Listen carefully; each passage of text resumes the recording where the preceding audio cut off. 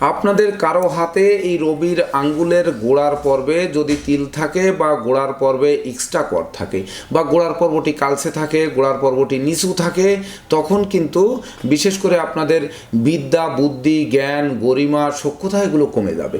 এমনকি পদে পদে ভুল করাবে, ভুল পথে গমন করাবে, নেশা মধ্য জুয়ার দিকে মন ধাবিত করবে, সন্তান সন্ততিরা অবাধ্য থাকবে। সেই সঙ্গে বিশেষ করে আপনাদের মন ভিন্ন দিকে ধাবিত করবে, ঘুষ উৎকর্ষের দিকে বা 2 নম্বরই কাজবাজের দিকে মন নিয়ে যাবে, যেটি কিন্তু দুর্নাম, বদনাম, কলঙ্কের কারণ হবে। সেই সঙ্গে মিথ্যা মামলা মোকদ্দমায় জড়াতে পারে। তো সেক্ষেত্রে আমরা কিন্তু ভুল করে রবির রত্নচুনি পরিধান করি, কারণ রবির আঙ্গুলের গোড়ার পর্বে তিল।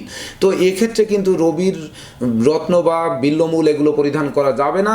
সেক্ষেত্রে আপনারা কিন্তু বুধের জন্য বিশেষ করে পান্না রত্ন ধারণ করতে পারেন, অথবা বিশেষ করে বিদ্যুদারকের মূল তুলে এনে আপনারা পরিধান করতে পারেন।